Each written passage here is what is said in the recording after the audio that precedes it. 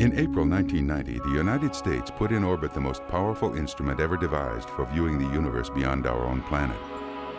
Floating 380 miles above Earth, the Hubble Space Telescope can view the heavens with none of the atmospheric distortions that plague Earth-based telescopes. From its orbital perspective, Hubble is sending astronomers hundreds of pictures that are clearer and more detailed than any seen before.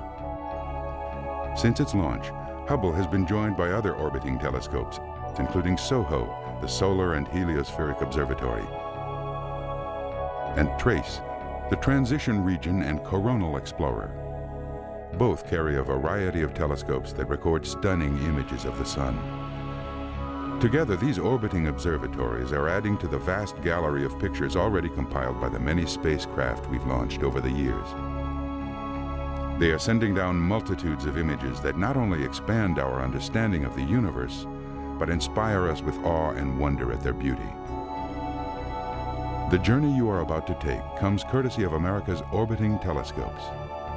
It will carry you from the heart of our solar system out to the most distant points in space and the most remote moments in time, to the ends and to the very beginnings of the universe.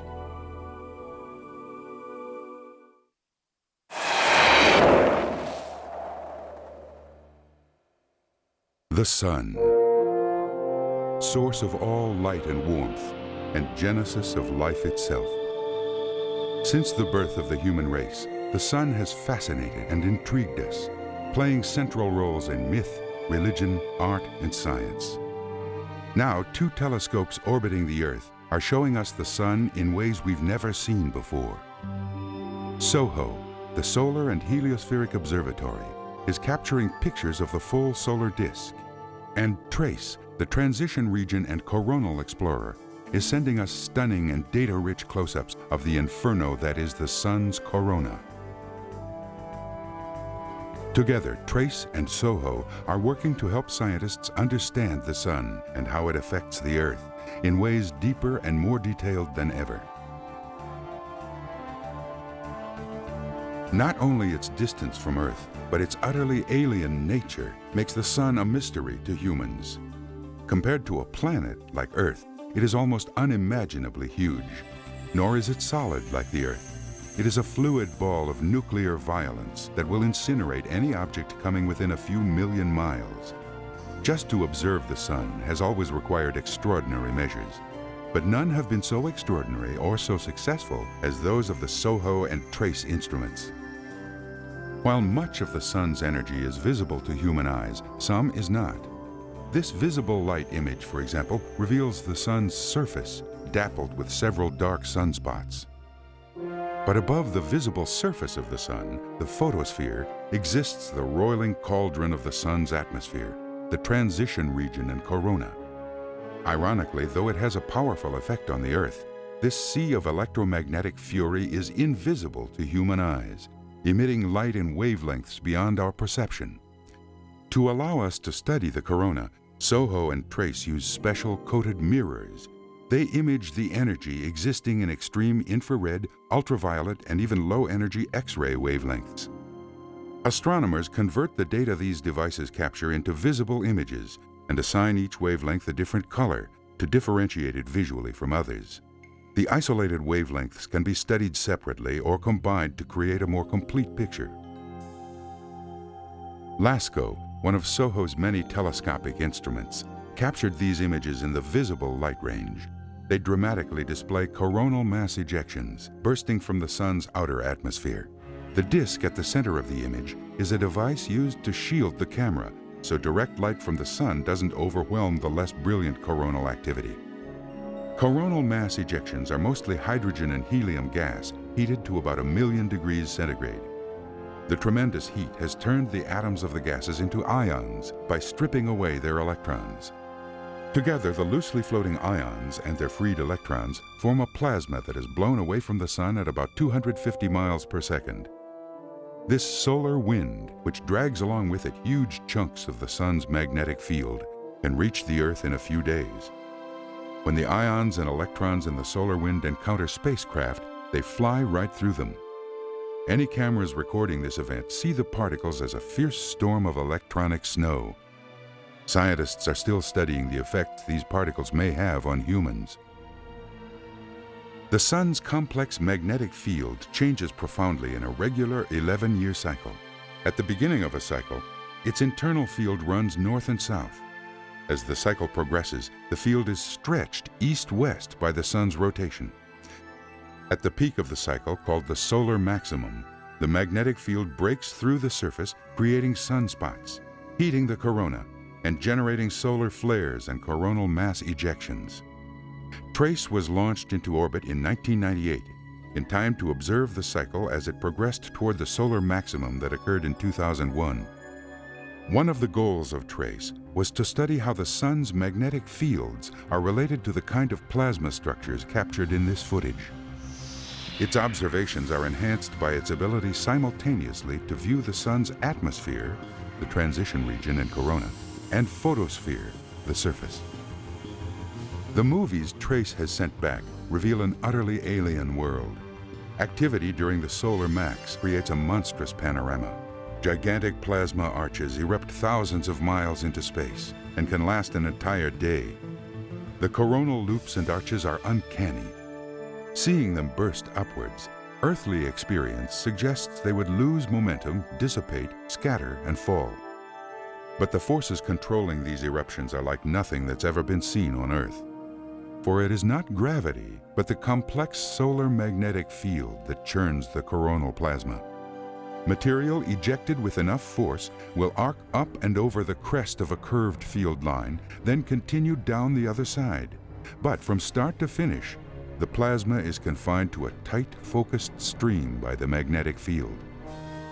Less powerful eruptions will approach a peak, but in an unearthly fashion be sucked back to their origin, again tightly following lines of the magnetic field. TRACE also studies solar flares, sudden eruptions of energy on the Sun's surface. Although they last just a few minutes, solar flares can throw out sudden bursts of radiation that can affect communications and other electronics here on Earth. Changes in solar activity, including the various eruptions of solar mass and energy, certainly have an effect on human life. An exceptional dearth of solar activity between the 15th and 17th centuries created a period of cold weather so severe historians call it the Little Ice Age. Active sunspots have disabled communications satellites and knocked out power grids. They induce currents that intensify corrosion in oil and gas pipelines and put astronauts at risk from particle radiation.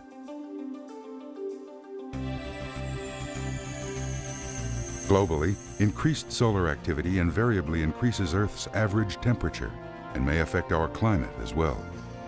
The difficulty has always been to know just how and when the Sun will affect us. The SOHO and TRACE projects are adding volumes of knowledge to the field of sun science. Potentially, they will help us make great strides in understanding and contending with the powerful forces of the Sun. But we are just beginning to see the benefits of these amazing scientific tools. Time alone will tell what mysteries they eventually solve and what knowledge they bring to humanity.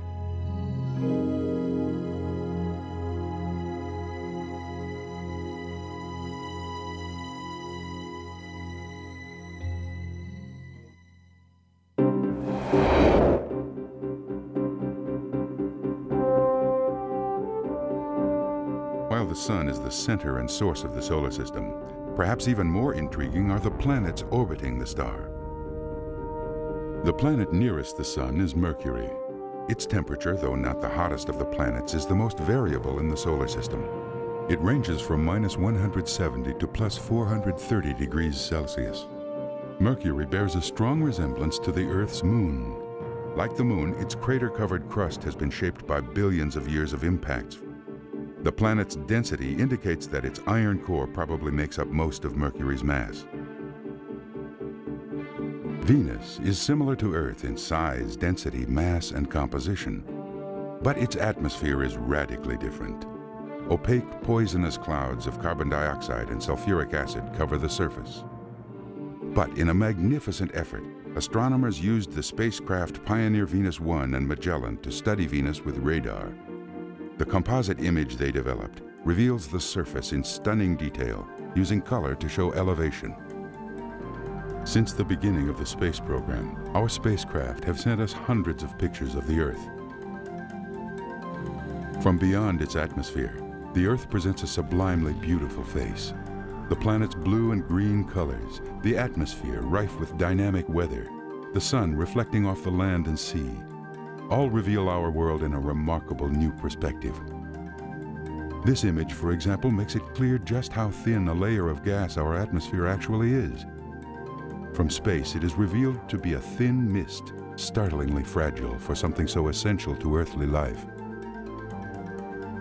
In 1999, the Hubble Space Telescope took advantage of Mars's closest approach to Earth in 8 years to capture several detailed images. The pictures were taken in the middle of the Northern Hemisphere's summer. Surface features as small as 12 miles across are visible, including numerous craters, cloud-shrouded volcanoes, and a massive cyclonic storm churning near the North Polar ice cap. When astronomers in the 17th century first looked at Jupiter through their telescopes, they saw a large red spot on the planet. Now, over 300 years later, the phenomenon called the Great Red Spot still exists. We now know the spot is an enormous cyclone-like storm spinning and changing in Jupiter's atmosphere. Winds in the Great Red Spot reach speeds of nearly 270 miles per hour. Unlike the low-pressure hurricanes on Earth, however, the spin of the Southern Hemisphere red spot is counterclockwise. This means the spot is a high-pressure system. These Hubble images, taken between 1996 and 2000, show Saturn as its northern hemisphere moves from autumn to winter. Saturn's equator is tilted 27 degrees off its orbital plane, just 4 degrees more than the Earth's angle. This means Saturn experiences seasonal changes like the Earth. Astronomers are using these pictures to study Saturn's rings and their varying color and brightness. They hope the images will help explain the ring's composition, formation, and potential lifespan.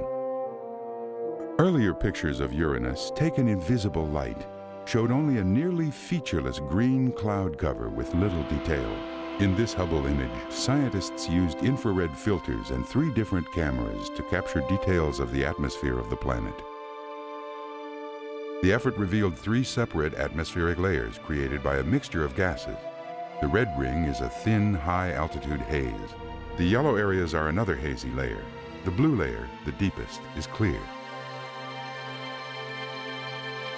One of the most fascinating aspects of Neptune is its stormy weather.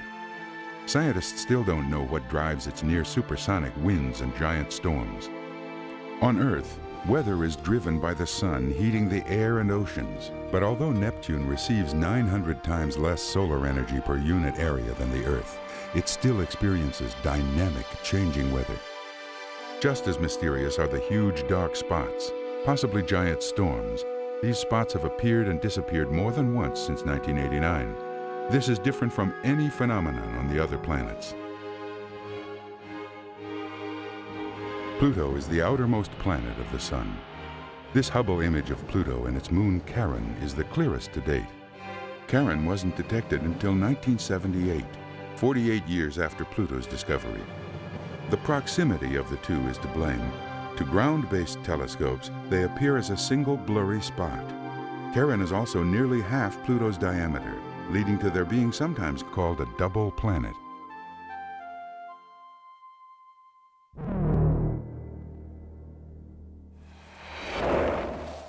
In the exploration of space, the Sun and its planets are just the first step.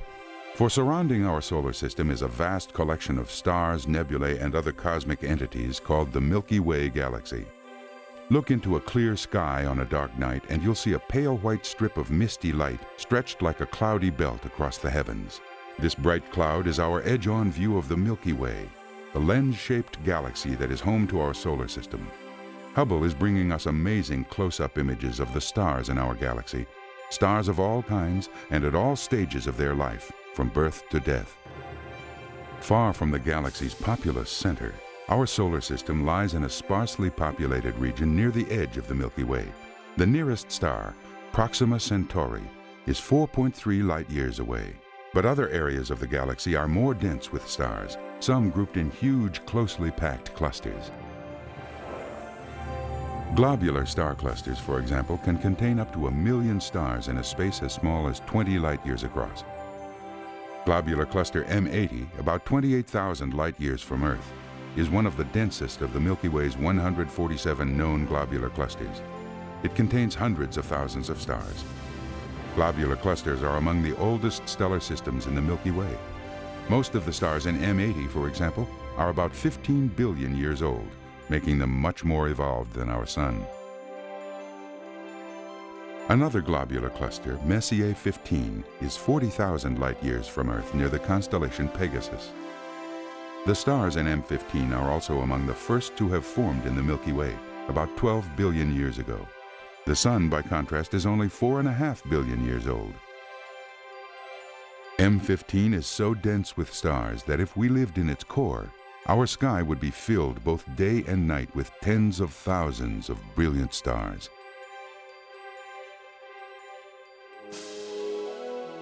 Globular cluster Omega Centauri, only 17,000 light-years from Earth, is unbelievably dense. This section of the cluster is only 13 light-years wide, but it holds a staggering 50,000 stars. In Omega's 12 billion years, thousands of its stars have collided, combining into larger stars or into binary systems where two stars revolve around each other. One of the nearest globular clusters, 47 Tucanae, lies only 15,000 light-years away, just outside the disk of the galaxy. This Hubble image shows a small section of Tucanae containing about 35,000 stars. Unfortunately, none shows any evidence of having planets.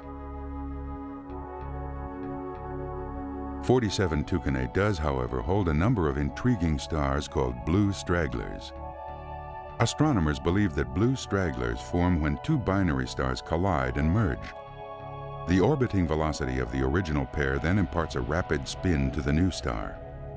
A blue straggler in this picture, for example, is spinning about 75 times faster than the Sun. This binary star is also tremendously hot and will eventually grow into a red giant before it throws off most of its mass and dies. The Sagittarius star cloud is not a globular cluster, but a dense field of stars near the core of the Milky Way. It contains a narrow, dust-free region densely packed with some of the oldest stars in the galaxy. The blue stars are young and up to 10 times hotter than the Sun. They consume their fuel quickly and live short lives. The small red stars are about half as hot as the Sun, consuming fuel slowly and living the longest.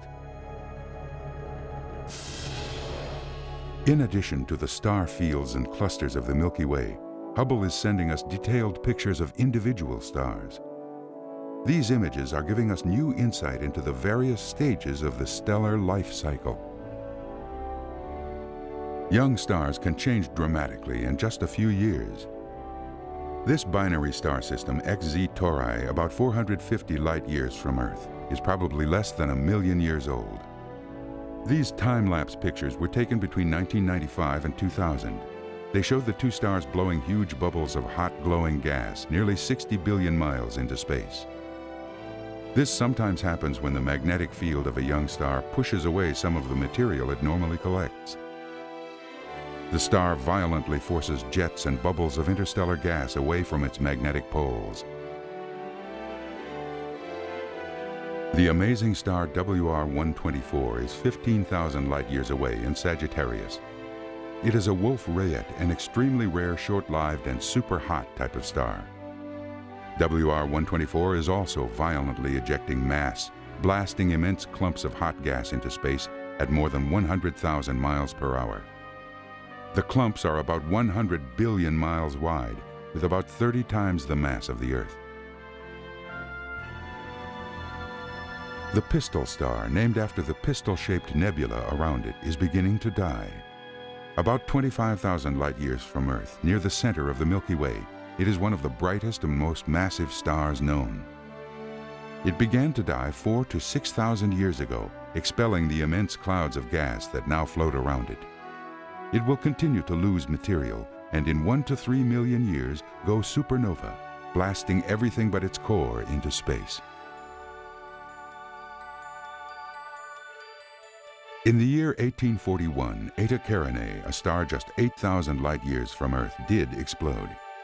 Though it released as much light as a supernova, it survived, expelling gas and dust in the form of 2 polar lobes and a large equatorial disk.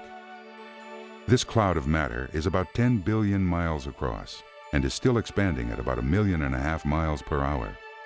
Compared to the Sun, Eta Carinae is estimated to have about 100 times more mass and to radiate nearly 5 million times more power. Another dying star is the aging Wolf-Rayet WR136. It created this web of luminous material by expelling mass some 250,000 years ago. Around the star, the expelled material formed a shell which we called the Crescent Nebula. Typical of most Wolf-Rayet stars, a fierce stellar wind of charged particles is blowing from the surface of 136. When it collides with the shell of gas, the wind breaks the shell into bright clumps and strips material from its outer edge.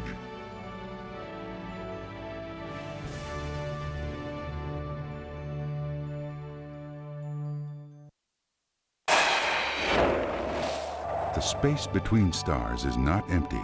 Space is filled with various kinds of immense clouds of elemental gas and dust called nebulae.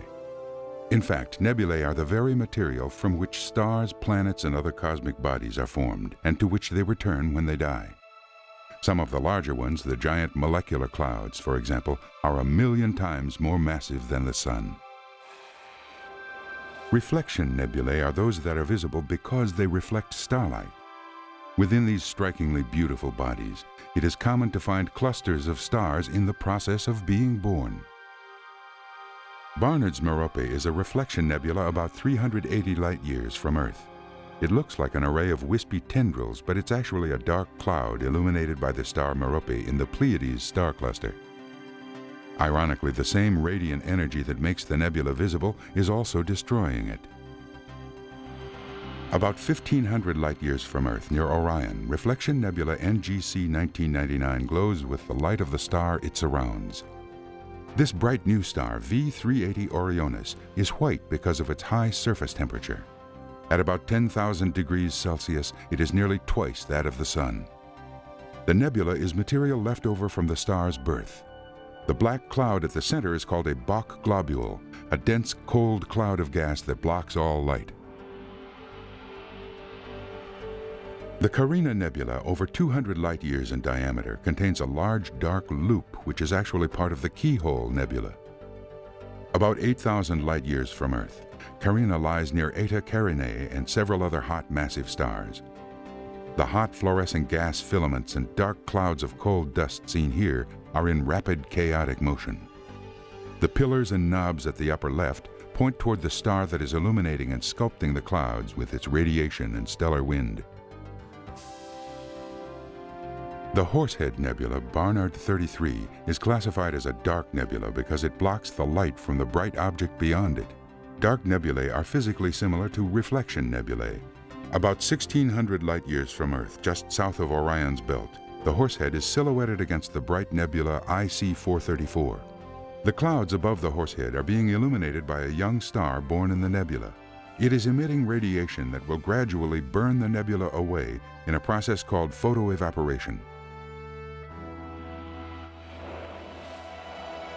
Emission nebulae are hot gas clouds whose atoms have absorbed energy from ultraviolet starlight. When they release this energy, these atoms glow, often with red light from the hydrogen they contain. The vast amounts of gas in emission nebulae often condense to become new stars. Nebula 3603 is an emission nebula in the Carina arm of the Milky Way, about 20,000 light-years from Earth. This remarkable image includes examples of nearly every stage of stellar evolution. A compact cluster of young hot blue stars lies near the blue supergiant Sure 25, surrounded by the ring of gas the star ejected about 7,000 years ago. Blobs of gas ejected by nuclear explosions on Sure 25 float perpendicular to the ring. Small dark Bach globules and the huge pillars of gas and dust among which they're scattered hold millions of new and still forming stars. The gas of the Lagoon Nebula, 5,000 light-years away towards Sagittarius, has been twisted into a pair of half-light-year-long ropey funnels. Scientists speculate that they may come from a horizontal shear produced by the great temperature difference between the hot surface and cold interior of the clouds, plus the pressure of starlight. The stars are also photoevaporating the clouds and tearing them apart with violent stellar winds.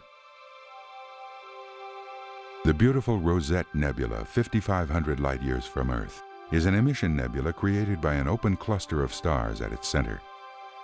Open or galactic clusters are loose groups of a few hundred young stars that eventually disperse. This cluster is expelling immense clouds of hot gas and energizing the atoms of the clouds with ultraviolet light. The atoms emit the radiation in the form of red light, the signature color of the hydrogen that is so abundant in the cloud. The beautiful dramatic Eagle Nebula M16 is a star-forming region 7,000 light-years from Earth in Serpens. The nebula contains dense pockets of interstellar gas called evaporating gaseous globules, or eggs. The eggs are inside the tips of light-years-long columns rising from monstrous pillars of cold molecular hydrogen gas and dust. Inside the columns, the gas is so dense it collapses under its own weight and eventually grows into stars. A torrent of ultraviolet starlight has heated the top surface of the pillars, photoevaporating the gas into space as ghostly streamers rising from the cloud. The eggs made of denser gas are left behind, and ultraviolet light uncovers the new stars forming in them. The Orion Nebula is found 1,500 light-years from Earth in the sword of the constellation Orion. It is a well-known site of star formation, but deep in the nebula's center, in the Trapezium star cluster, Hubble's near-infrared camera saw the exception to this. Around the massive bright stars here is a swarm of about 50 newborn brown dwarfs. These glowing star-like objects have such little mass that their cores never get hot enough to fuse hydrogen. They never become stars that shine steadily, but soon fade and cool. This 1994 image of Orion not only reveals some of the stars that did form there, but shows enormous disks of dust circling around at least half of them. These disks, or proplyds, have the potential to snowball, then pull together under gravity and grow into actual planets, just as Earth did 4.5 billion years ago. Scientists hope this meant planet formation is common across the galaxy. They also inferred from this image that while stars no bigger than our Sun probably have proplyds, hotter stars may destroy their potential planets before they actually form. Taken in 1995, this image of Orion clearly shows the nebula's thousands of new, rapidly forming stars. It also reveals proplyds encircling the young stars, further encouraging scientists' hope for discovering planets. These newer pictures show some of the hazards of planetary formation. They are the first images of proplyds beginning to form, when dust grains are just starting to agglomerate into disks. But the new proplyds here are being photoevaporated by radiation from a neighboring star, leaving tails of gas boiling away from their disks. This suggests that planets must form quickly to avoid being destroyed by stellar radiation. If they cannot, there may be fewer planets in the Milky Way than we first hoped. Another emission nebula, the Trifid, lies about 9,000 light-years from Earth in Sagittarius. At the upper left of the towering garden of stars, a wispy trail of gas is ejected from a star forming within the cloud. 3/4 of a light-year long, the stream of gas is glowing in the radiation of the nebula's massive central star. The stalk to the right enshrouds an evaporating gaseous globule, which could form into a star. A different kind of nebula is not the fuel for a star's birth, but a sign of its death. When an especially massive star dies, it creates an amazing blaze of glory called a supernova. Though they endure just for a few days, supernovae emit as much energy as an entire galaxy. Afterwards, much of the star is blown into space to become a supernova remnant. In the year 1054 AD, astronomers in China saw what they thought was a new star, for weeks so bright it was visible in daylight. It was, in fact, the supernova of a star originally about 10 times the mass of our Sun. The blast occurred about 6,500 light-years away from Earth. Had it been nearby, 50 light-years or less, the radiation would have destroyed every living thing on our planet.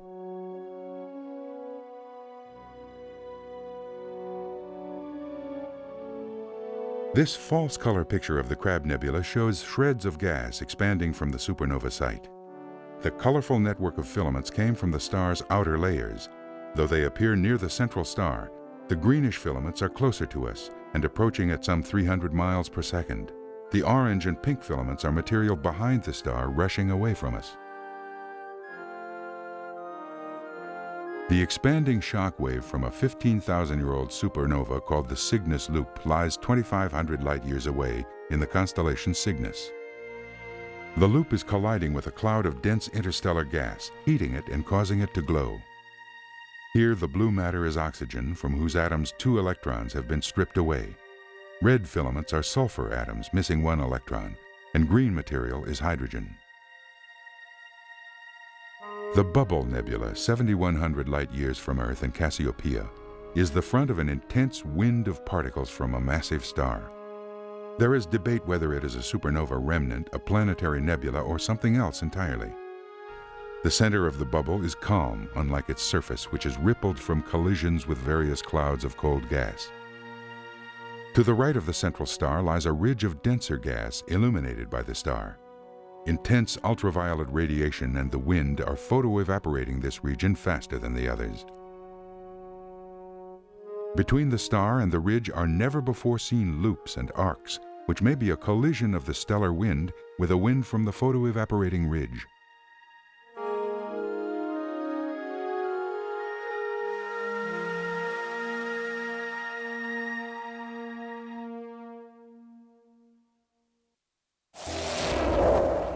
Similar in ways to supernova remnants are planetary nebulae. When average-sized stars grow old, they deplete their hydrogen and helium fuel and become red giants. A stellar wind begins to blow huge amounts of their surface material into space. These gigantic clouds collide with other interstellar gas and begin to glow from the star's radiation. The name is a misnomer from the days when telescopes had only enough power to show these nebulae as disks resembling planets. A few thousand light-years away in the constellation Centaurus, a pair of stars created a planetary nebula resembling an hourglass, nestled within an hourglass. Together, the small bright nebula and the larger one are called the Southern Crab Nebula. At the center are 2 stars. A bloated red giant is throwing matter at a burned-out white dwarf. When enough matter accumulates near the white dwarf, a nuclear explosion occurs, creating a new nebula around the 2 stars. NGC 2440, about 4,000 light-years from Earth toward the constellation Puppis, is a planetary nebula created by a star becoming one of the hottest white dwarfs known. The nebula's unusually complex and chaotic structure suggests that the star has periodically ejected bursts of material in opposite directions. The nebula is rich in clouds of dust, some forming long dark streaks fluorescing in the star's ultraviolet radiation. From this perspective, the Ring Nebula in the constellation Lyra looks nearly circular. Could we rotate this image 90 degrees, we would see that the nebula is actually shaped like an hourglass. The hourglass shape is common among planetary nebulae, forming when thick disks of gas and dust around the waist of the star keeps gas from expanding on that plane, forcing it to flow out from the poles. The Ring Nebula is about 2,000 light-years from Earth. The speck at its center was once a star bigger than the Sun. Suggesting a parka-hooded Eskimo, NGC 2392 is actually a disk of material embellished with a ring of comet-shaped objects streaming from a dying star. The bright central bubble is the star's intense wind blowing into space. This nebula was born about 10,000 years ago and, like the Ring Nebula, is really 2 lobes of matter streaming from the star's poles. From this angle, one lobe lies in front of the other, obscuring part of it. This image of M29, the Butterfly Nebula, offers a better view of an hourglass-shaped nebula. 2,100 light-years away, the butterfly surrounds two stars orbiting each other so closely that one has engulfed the other. They are flinging gas into a thin, dense disk around themselves. When the wind from one of the stars rams into the disk, it acts like a nozzle, deflecting the wind and forming the opposing pair of jets.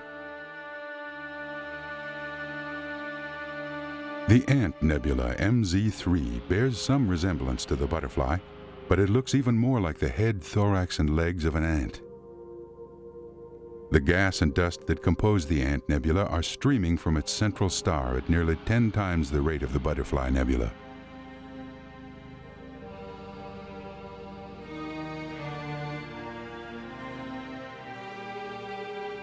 This picture, composed of 3 separate Hubble images, has revealed some unexpected details of an old mystery. The Hourglass Nebula, about 8,000 light-years away, has a bright elliptical ring in its center, with a symmetry axis dramatically different from that of the larger hourglass structure. The star believed to be ejecting and illuminating the nebula is also off-center. A pair of intersecting elliptical rings appears in the central region, looking like the rims of a smaller hourglass. Planetary nebula NGC 2346 surrounds a binary system 3,900 light-years from Earth. Astronomers believed the two stars orbiting one another were originally farther apart, until one grew into a red giant and swallowed the other. The second star spiraled towards the core of the red giant, spewing a ring of gas around the binary. Later, when the core of the red giant was exposed, it ejected a fast stellar wind at right angles to the ring, inflating 2 huge bubbles of gas. The 1,000-year-old Cat's Eye Nebula is one of the most symmetrical and complex planetary nebulae known. Its intricate concentric gas shells, gas jets, and shock-induced knots of gas create a visual record of the evolution of a dying star. Its complexity may be generated by the dynamics of a binary system at its center, though in this image, the two stars would be so close as to appear as a single point of light. NGC 6751 in the constellation Aquila suggests a glowing eye at the center of the cloud it ejected thousands of years ago.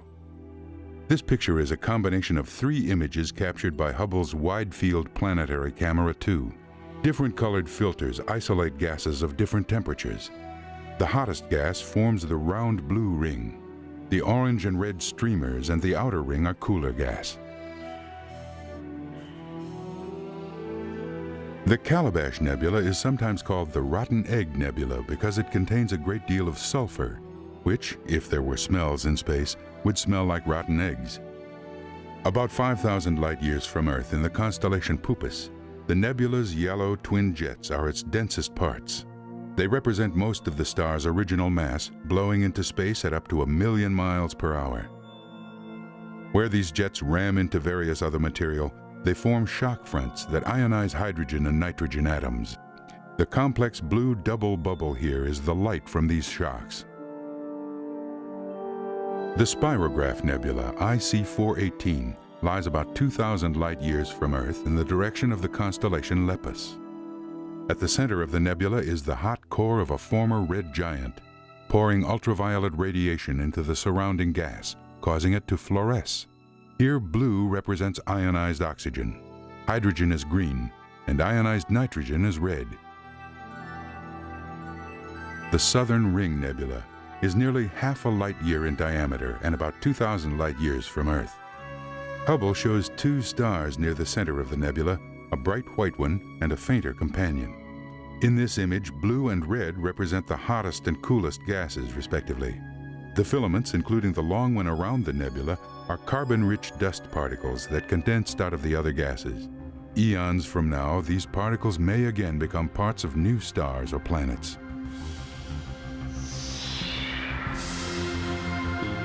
Deep within the Helix Nebula, 450 light-years away in the constellation Aquarius, thousands of gigantic tadpole-shaped objects surround a dying star. Called cometary knots since they resemble the heads and tails of comets. They are probably the final outbursts of a dying star. The head of each is at least twice the diameter of our solar system. Astronomers had hypothesized such objects but had never seen them in such abundance until this Hubble picture. Over time, these bodies may dissipate and vanish into the cold emptiness of interstellar space.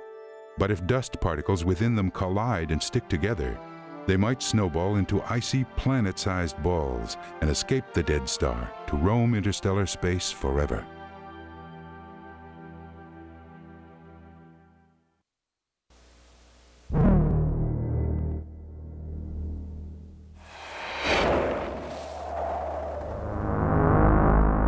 Beyond the Milky Way lies an unimaginable array of other galaxies, reaching to the ends of space itself. Although we have yet to see the most distant of these galaxies, the Hubble Space Telescope is revealing more than we've ever seen before. The most detailed images are of the 25 or so galaxies clustered near the Milky Way. This 3 million light-years wide cluster is called the Local Group. The galaxy closest to the Milky Way is the Large Magellanic Cloud. This dwarf galaxy orbits the Milky Way at a distance of 170,000 light-years. Looking into this galaxy, Hubble saw supernova SN 1987A standing out brightly against clouds of gas and stars. The stellar remnant left by the supernova is surrounded by inner and outer rings and a field of diffuse clouds of gas. The blue stars near the remnant are immense, more than 6 times the mass of the Sun, and about the same age as their supernova neighbor. The Large Magellanic Cloud holds young stars too. The nebula 30 Doradus is the largest star-forming complex anywhere in the Local Group of galaxies. The stars in cluster R136, the large blue spot, are unleashing ultraviolet radiation and high-speed material. This collapses the gas and dust surrounding them into pillars. Hubble's near-infrared camera penetrated the dust to uncover these stellar embryos. In 2 million years, the ones with enough dust to shield them will become an entire new generation of stars. A closer view of the cluster R136 reveals the cosmic forces at play there. The stars in this 2-million-year-old cluster are much hotter and more massive than the Sun. These images, taken in infrared and visible light, show the stars pouring out ultraviolet radiation and gas at thousands of miles per second. Where these collide with cold molecular hydrogen, new stars burst to life. Like their older kin, the fledglings are creating havoc, blowing the tops off their enshrouding dust columns and ejecting jets of matter into their surroundings to create moving, glowing patterns. South of 30 Doradus is nebula NGC 2080, a star-forming region called the Ghost Head Nebula. Radiation and winds from nearby stars fluoresce the nebula's gases. The blue and red light from hydrogen and the green from oxygen help astronomers analyze star formation. The white eyes of the ghost here are 2 blobs of hydrogen and oxygen in a bowl carved in the gas by stellar emissions. Elsewhere in the Large Magellanic Cloud, Hubble found a compact star-forming region in nebula NGC 1748. The star at the nebula's center is 30 times more massive and 200,000 times brighter than the Sun. Its intense radiation and powerful stellar winds have burnt and blown away gas and dust, creating a star-forming bubble 25 light-years in diameter, about the same size as the Orion Nebula. Near the edge of the Tarantula Nebula, in the Large Magellanic Cloud, lies an ancient star cluster, Hodge 301. So old is Hodge 301, nearly 10 times the age of neighboring cluster R136, that many of its stars have already gone supernova. They are blasting material at almost 200 miles per second into the rest of the nebula. This compresses the nebula's gas into a beautiful tapestry of glowing sheets and filaments.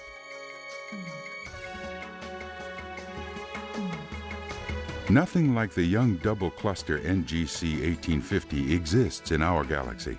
A large globular cluster 50 million years old is paired with a smaller 4 million-year-old cluster.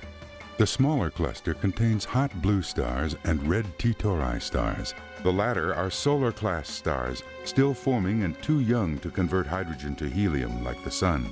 Rather, they radiate energy released by their gravitational contraction. The two clusters are surrounded by a filigree of diffuse blue gas, probably created by massive exploding stars. Another nearby dwarf galaxy is the Small Magellanic Cloud, 200,000 light-years from Earth. There, Hubble found nebula N81. It holds 50 tightly packed stars within a 10 light-year wide section of its core. The closest two are only a third of a light-year apart. The dramatic shapes in the nebula's gas walls are being sculpted by the furious expulsion of mass from these superhot stars.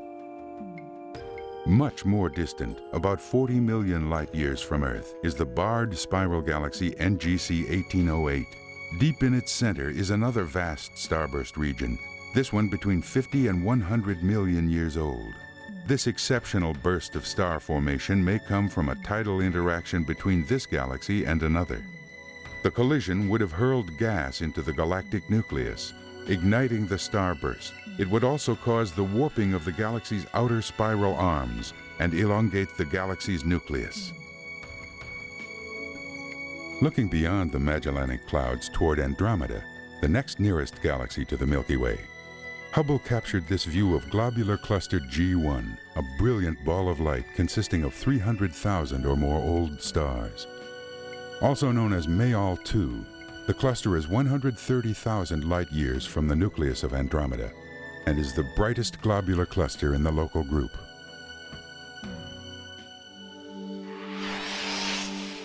The local group of galaxies is only the beginning. In the first 100 million light-years beyond it, Hubble is finding galaxies filled with stars at nearly every stage of evolution.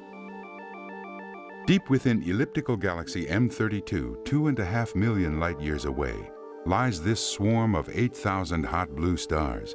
This image recorded ultraviolet light using Hubble's Space Telescope imaging spectrograph. It demonstrates that ultraviolet light comes from extremely hot helium-burning stars nearing death. Unlike the Sun, which converts hydrogen into helium, these old stars have exhausted their hydrogen and now turn helium into heavier elements. A starburst galaxy is one where stars are being born at an exceptionally rapid pace. Just 10 million light-years away, the large spiral galaxy NGC 253 fits the profile. Clumpy gas clouds, darkened dust lanes, and young luminous central star clusters. 4 superstar clusters here indicate a high rate of star formation and may help us understand the origin of our own galaxy. Within the core of 253, Hubble let astronomers quantify complex structures in the starburst area for the first time. In a region only 1,000 light-years across, we see luminous star clusters, dust lanes tracing regions of dense gas, and filaments of glowing gas. The multiple regions of star formation include one bright supercompact star cluster. Galaxy Centaurus A is rimmed by a dark belt of dust, blue clusters of newborn stars, dust filaments, and glowing orange gas. 10 million light-years away, Centaurus A is one of the closest galaxies to Earth to contain an active galactic nucleus, a huge black hole at its center. This black hole exhibits a phenomenon common in the early universe. It is feeding on a smaller galaxy. Hubble's near-infrared camera looked through the galaxy's dust wall to reveal this mystery for the first time. The black hole, though not much larger than our solar system, already contains a mass equivalent to about 200 million stars. 12 million light-years away, we find the small galaxy M82, which long ago moved closer to its larger neighbor M81. These infrared and visible light pictures depict the large star clusters that arose from the resulting gravitational interaction. Over 100 young bright star clusters in M82's center each contain about 100,000 stars. Astronomers have determined that this interaction began some 600 million years ago and lasted about 100 million years. Only 1 million light-years farther, visible in our southern skies, the Circinus galaxy, a Type II Seyfert, exhibits another active galactic nucleus. The black hole in Circinus is expelling gas out the galaxy's disk and into its halo, the spherical region surrounding the galaxy. The gas appears as magenta streamers extending up from the galactic disk. Two rings within the galaxy hold gas, dust, and starburst areas, where new stars are quickly forming in a short 40 to 150 million years. Also 13 million light-years away, galaxy NGC 4214 is forming star clusters from interstellar gas and dust. The youngest clusters appear as clumps of gas, glowing in ultraviolet light from the young stars within. Near the center of the galaxy lies a cluster of hundreds of massive blue stars, each more than 10,000 times brighter than our Sun. Around the cluster is a vast heart-shaped bubble, inflated by stellar winds and radiation from the young stars. 30 million light-years away, Hubble saw the magnificent galaxy NGC 1512. The barred spiral galaxy is forming new stars in both dusty and clean regions. This image was developed from 7 separate pictures taken with 3 Hubble cameras in all wavelengths of light, from infrared to ultraviolet, the faint object camera, the wide field and planetary camera 2, and NICMOS, the near-infrared camera and multi-object spectrometer. This compelling image of the Whirlpool galaxy M51 is a brilliant example of the astounding detail Hubble provides. The composite picture reveals both visible starlight and light from glowing hydrogen in the spiral arms. Tugging at M51 is nearby galaxy NGC 5195. Its gravity is triggering star formation, seen here in luminous clusters emitting glowing red hydrogen. The Whirlpool galaxy is 37 million light-years distant. Barred spiral galaxy NGC 4314 lies 40 million light-years from Earth. Its core is surrounded by an unusual ring of infant star clusters. This ring is the only region in the galaxy that has given birth to stars in the last 5 million years. The ring has a pair of spiral arms packed with young stars, making the core itself resemble a miniature spiral galaxy. When the antennae galaxies collided 48 million light-years away, over 1,000 bright young star clusters burst into life. This gave scientists an outstanding opportunity to study the birth of stars and star clusters. Colliding galaxies have already taught us that the formation of globular star clusters has not subsided, and that star clusters are born from clouds of cold hydrogen squeezed by collisions with hot gas. 50 million light-years from Earth, in Ursa Major, a bubble of hot gas is rising from the glowing core of galaxy NGC 3079. The bubble was probably created by high-speed particles released by star formation. Over 3,000 light-years wide, the bubble has risen 3,500 light-years above the galaxy's disk. Gaseous filaments at the top of the bubble are being expelled into space and will eventually rain back onto the galaxy, possibly forming a new generation of stars. The 4 towering gas filaments on the bubble are each about 75 light-years wide, rising at more than 4 million miles an hour to disperse at a height of 2,000 light-years. About the same distance away, NGC 4438 is also blowing extremely hot bubbles of gas into space. But these are coming from a massive black hole, voraciously consuming the material around it. The 800 light-year wide bubble is rising from a dark band of dust within the oddly shaped galaxy. Below the dust band, another bubble appears in the form of dim red blobs. One side of the bubble is lit by a jet of gas ejected by the black hole that has crashed into a denser body of gas. 50 million light-years from Earth, the region surrounding a black hole in galaxy M87 is emitting a focused stream of subatomic particles moving at nearly the speed of light. The hole has swallowed 2 billion times more matter than exists in our Sun. It is surrounded by a hot disk of gas, densely laced with twisted magnetic fields. Electrons traveling along the lines of these fields produce the blue ray that stands in vivid contrast with the golden glow of the stars that compose M87. Galaxy ESO 418008 is a small young spiral, similar to the thousands of dwarf galaxies that scientists see in Hubble's deep surveys. The galaxy's stars are segregated by age. The older red stars are in the center, and the younger blue stars lie in the spiral arms. Even at 55 million light-years away, only half of NGC 4013 can fit in Hubble's field of view. The edge-on view of this spiral galaxy reveals a 500 light-years thick ring of red dust around the galaxy's plane. New stars are forming in the cloud, emerging in blue clusters when the dust disperses. Several new clusters, similar to those in the Milky Way, adorn the galaxy's equatorial band. NGC 3310, 59 million light-years away, is another starburst galaxy rife with new stars. Tracing the galaxy's spiral arms are hundreds of bright blue clusters, each holding about 1 million stars.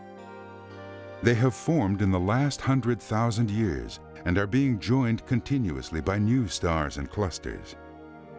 The clusters gradually become redder as their bluest and most massive stars exhaust their fuel and burn out. Majestic spiral galaxy NGC 4414 was imaged by Hubble's Wide Field and Planetary Camera 2 through 3 different color filters. Measuring the brightness of Cepheid variables tells us this galaxy is about 60 million light-years distant. It also helps calculate the rate of expansion of the universe, the Hubble constant.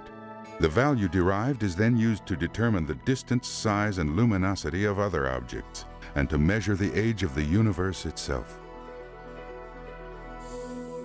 Even at an amazing 72 million light-years, Hubble can still see details in galaxy NGC 7742.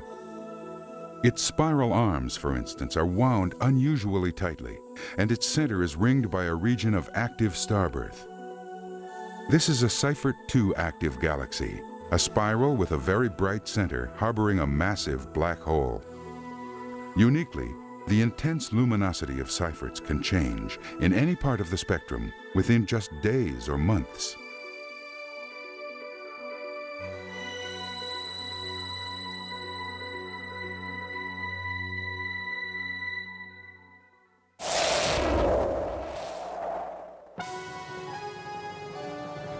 Perhaps the most compelling of all the images Hubble has sent are those from the distant boundaries of the universe. So unimaginably far are the objects in these pictures that the light by which we see them was emitted billions of years ago, about 1 billion years after the birth of the universe itself. And the farther we look into the distance, the deeper we see into a past that is staggeringly ancient. 100 million years ago, these galaxies collided, leaving a pipeline 20,000 light-years long. The Space Telescope imaging spectrograph on Hubble shows gas flowing from NGC 1410 on the left to NGC 1409. The collision ignited several clusters of bright blue stars in 1410, but none in its partner. The gas inflow may be too small or too hot to form stars. Spiral galaxy NGC 4603, 108 million light-years from Earth, is part of the massive galaxy cluster Centaurus A. The cluster's gravity is so great, it is pulling the entire local group of galaxies towards it at more than 1 million miles an hour. 4603 is the farthest galaxy we know containing Cepheid variables. Astronomers use the pulsation of these stars to calculate their distance from Earth and to measure the expansion rate of the universe. NGC 4622 is rotating clockwise, though its arms suggest it should be turning counterclockwise.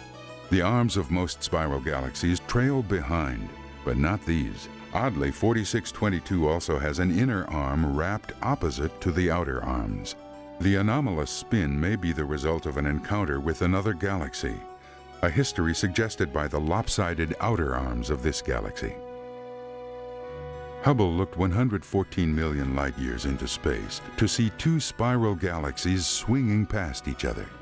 Strong tidal forces from NGC 2207 on the left distort its partner, pulling from it streams of stars and gas 100,000 light-years long. Calculations indicate the 2 will pass, but the gravity of the larger 2207 will eventually pull the smaller galaxy back and swing it around again. This rare and mysterious polar ring galaxy lies 130 million light-years from Earth.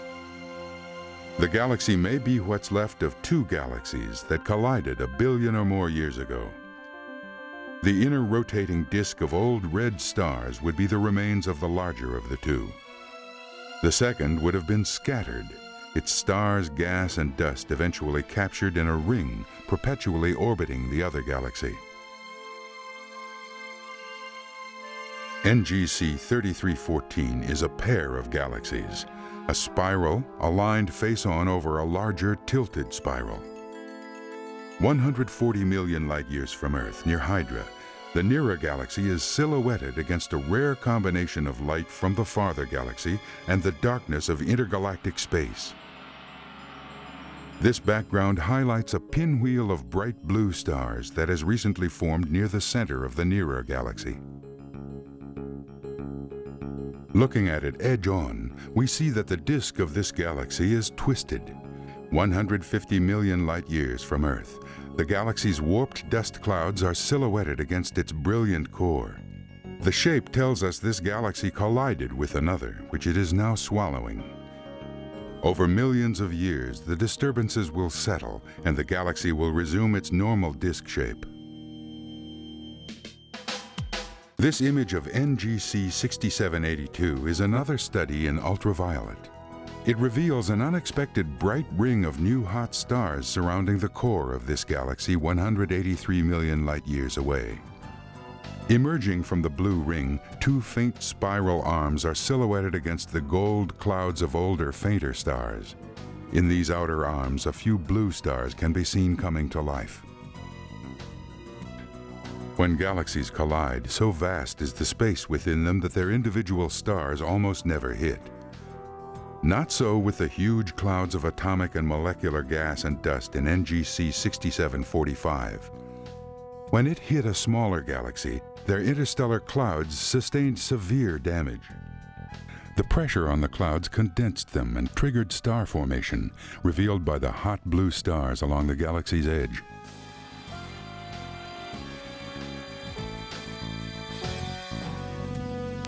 Even more distant, at 270 million light-years from Earth, these 5 galaxies are called Stephan's Quintet. About 20 million years ago, at least 2 of them collided. The impact had gigantic consequences, ripping stars and gas from neighboring galaxies and tossing them into space. It also spawned over 100 star clusters and several dwarf galaxies, each holding millions of stars. This image is the clearest we've ever seen them.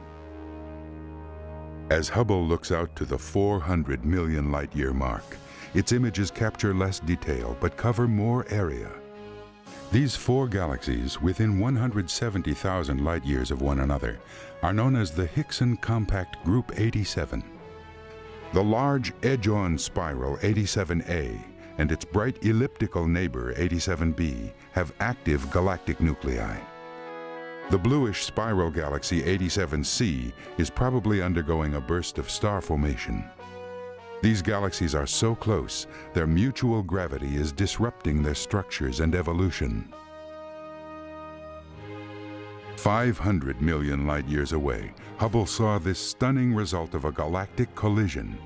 The Cartwheel galaxy had a smaller object, probably one of these 2 small galaxies, careen through its core. The astronomical ripple this caused is expanding at 200,000 miles per hour. In its wake, clusters of young stars are bursting into life in bright blue knots. Alongside, gargantuan loops and bubbles of gas are being blown into space by strings of supernovae. In 1995, Hubble looked at a portion of the sky just a fraction of the diameter of the full moon. It focused on the most distant horizon of the visible universe, over 10 billion light-years away. From the 342 captured frames, astronomers assembled this now famous mosaic, the Hubble Deep Field. This astounding image depicts hundreds of never-before-seen galaxies of all stripes, some born only about 1 billion years after the Big Bang, in the very infancy of the universe. This single image is one of the most valuable artifacts ever studied by scientists and has already proven a rich source of data and discovery. Following the success of the Hubble Deep Field, astronomers in 1997 imaged 18 gigantic star clusters 11 billion light-years away. Closer than the farthest objects in the Hubble Deep Field, these clusters are still so far away that they emitted the light we see when galaxies were first forming in the universe. Over the eons, these clusters may have merged and become full galaxies. A remarkable complement to the first deep field, the Hubble Deep Field South, created in 1998, shows a sliver of sky in the constellation Tucana at the south celestial pole. A 12 billion light-year-long corridor loaded with thousands of never-before-seen galaxies. This image doubled the number of very distant galaxies astronomers can study. From such remarkable data, scientists will be able to educe volumes of knowledge and better understand the history of the universe. The massive cluster of galaxies, Abell 2218, lies in the constellation Draco, 2 billion light-years from Earth. Galaxies are so numerous here they exert a gravitational field that actually bends the light passing through it. Remarkably, the light is bent in such a way that it acts as a telescopic lens. This gravitational lensing effect magnifies and brightens light from objects beyond Abell, 5 to 10 times farther away. The uncanny phenomenon reveals galaxies from a time when the universe was just a quarter its present age. The lensing also distorts the light it magnifies, arcing the images of the ancient galaxies. Found in the Hubble Deep Field, the most distant supernova ever seen exploded 10 billion years ago. Analysis of the light from supernova 1997